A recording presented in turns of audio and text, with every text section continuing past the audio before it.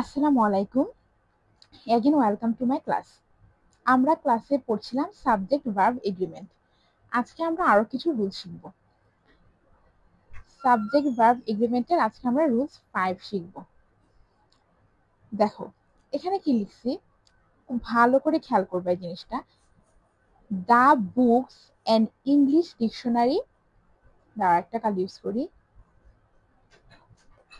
English dictionary and a chemistry text. দেখো তারপরে আমার ভার্ব আছে, তার মানে এই সবটাই কি আমার, এই সবটাই হচ্ছে আমার সাবজেক্ট।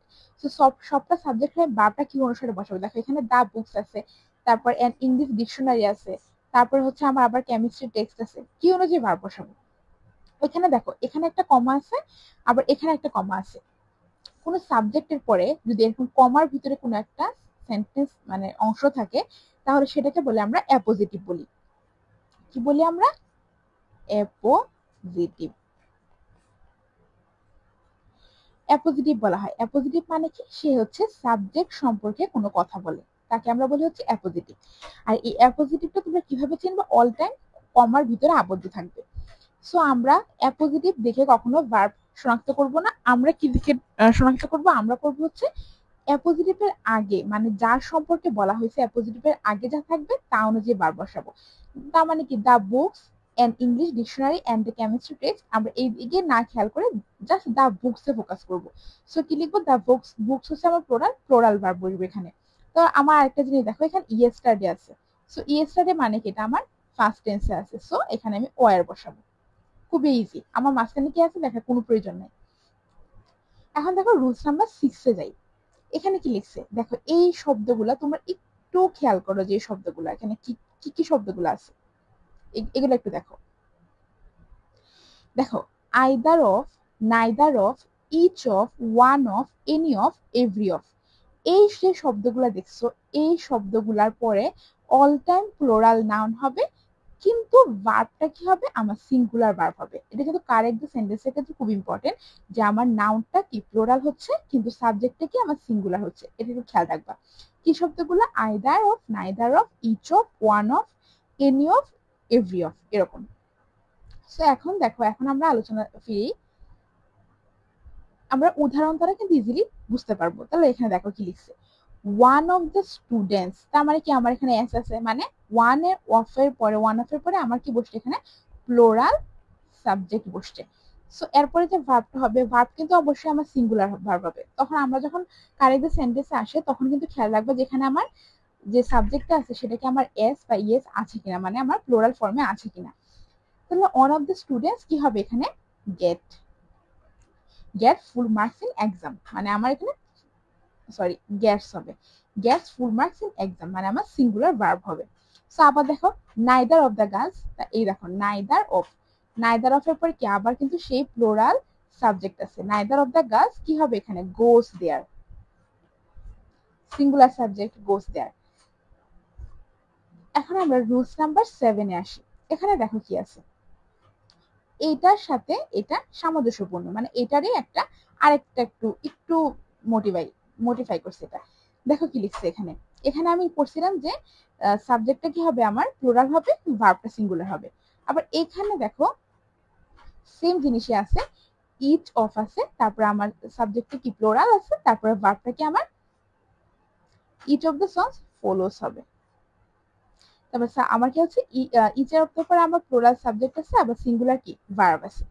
সো আমার এখানে নতুন কোন জিনিসটা অ্যাড হয়েছে দেখো, এখানে সাবজেক্ট আমার প্লোরাল হোক আর ভার্বটা আমার সিঙ্গুলার ভার্ব, কিন্তু কোশ্চেন হচ্ছে এখানে যখন আমার পজিটিভ কেস বসাবো পজিটিভ কেসটা আমার কি বসাবো? আমি এখানে প্লোরাল ফর্মে বসাবো নাকি সিঙ্গুলার ফর্মে বসাবো? অল টাইম মনে রাখবা যে পজিটিভ কেসটা এখানে সিঙ্গুলার হবে, মানে আমার এখানে সিঙ্গুলার হবে। Each of the sons follows his father's trade হবে, his father's, not their father's, their father's হবে না, হিজ ফাদার্স হবে। আমি যদি বলতাম each of the students follows অথবা ওবিস, কি হবে এখানে? তারপর দেয়ার কিন্তু হবে না, হবে হিজ, অথবা হবে হার ফাদার টিচার্স ট্রেড, বা হচ্ছে ফাদার্স ট্রেড বা ফাদার্স অ্যাডভাইস, এরকম। সো এখানে কিন্তু অল টাইম পজিটিভ কেসটা সিঙ্গুলার হবে, এটা কিন্তু খুব ইম্পর্টেন্ট একটা রুলস। আবার দেখো আমরা রুলস নাম্বার 8 যাই। এখানে দেখো সেম এগুলার এটার মতোই আরেকটা রুলস। এখানে যেমন আমি পজিটিভ কেস বসেছিলাম কি সিঙ্গুলার বসেছিলাম আমি, সেম জিনিসই এখানে কিন্তু সেম। এখানে দেখো আমি সাবজেক্ট বসেছি কি ওয়ান। যখন ওয়ান সাবজেক্ট হিসেবে বসবে, যখন আমি এখানে ওয়ান এর ক্ষেত্রে পজিটিভ কেস বসাবো, তখন কিন্তু এখানে হিজ বা হার হবে না, সেখানে ওয়ান হবে, ওয়ান্স হবে। মানে কি one should be careful about one's duty. So এখানে কিন্তু আমার অল টাইম ওয়ান্সে বসাতে হবে, এখানে আমার হিজ বা হার দিলে কিন্তু হবে না। এটা একটু ভালো করে খেয়াল রাখবে, এটা প্রায় অ্যাডমিশন টেস্টে এই উদাহরণটা প্রায় সময় আসে, যে এই পজিটিভ কেসে যে কারেক্ট দ্য সেন্টেন্স এভাবে আসে। এখন আসো রুলস নাম্বার 9 এ আসি আমরা। এখানে দেখো ভগ্নাংশ সংখ্যা যেমন 1/3, তারপরে 2/3। আগে দেখো ওয়ান শব্দটা হচ্ছে সিঙ্গুলার, সো সেখানে তারপরে যার অংশ ভগ্নাংশ অংশটা লিখবো সেটার ক্ষেত্রে আমার এস বাই এস ইউজ করার দরকার নেই।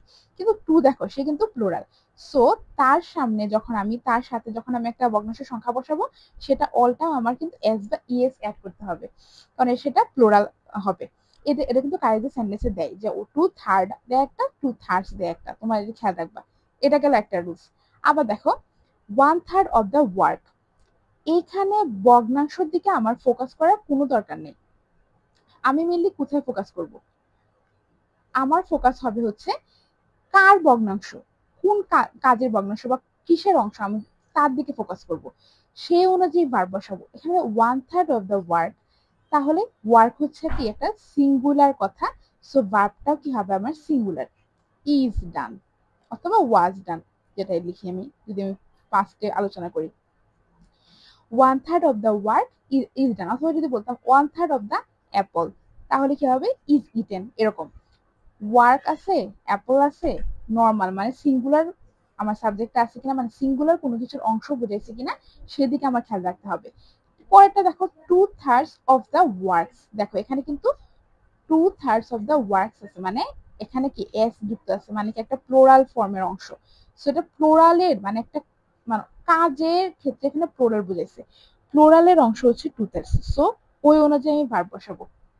এখানে কি হবে আমার আর আর ডান হবে, 2/3 অফ দ্য ওয়ার্কস আর ডান অথবা ওয়ার ডান, যেটাই লিখো। তেমনি আমরা লিখলাম 2/3 অফ দ্য অ্যাপলস লিখতাম যদি এস থাকতো, যদি এখানে মনে করো, তাহলে কি আমার টোটাল ভার্ব হইতো। সো যার অংশ তার দিকে আমি ফোকাস করব, কত অংশ এটা আমার দেখার দরকার নেই, যার অংশ তার দিকে ফোকাস করতে হবে। আজকের শেষ রুলস হচ্ছে রুলস নাম্বার 10। এখানে দেখো কি লিখছি, এখানে দেখছো 1.5। এই 1.5 এই ফ্রেজের সাথে অল টাইম আমার কি প্লোরাল নাউন হবে আর সিঙ্গুলার ভার্ব হবে। খুবই খুবই ইম্পর্টেন্ট, প্লোরাল নাউন আর সিঙ্গুলার ভার্ব।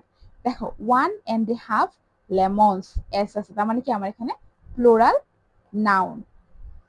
আর কি হবে এখানে আমার এই যে ভার্বটা আমি কি বসাবো, অবশ্যই ভার্বটা আমার সিঙ্গুলার হবে, তাহলে কি হবে আমার is eaten by him, তাহলে 1.5 lemons is eaten by him, অথবা 1.5 works is done by him। এরকম জাস্ট তোমরা এদিকে একটু খেয়াল রাখবা যে কথাটা কি বলছি, এখানে ফার্স্টে কোথায় আমি সিঙ্গুলার ভার্ব ইউজ করতে বলছি, কোথায় আমি প্লুরাল নাউন ইউজ করতে বলছি, এটা একটু খেয়াল করলে কিন্তু আজকে টপিকগুলো মানে ইজিলি বুঝবা। আজকে এগুলো কিন্তু একটু কঠিন ছিল, সো আমাদের এদিকে একটু ফোকাস করে কিন্তু পড়াশোনা করতে হবে।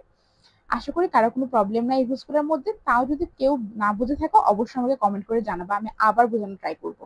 আজকে এই পর্যন্তই।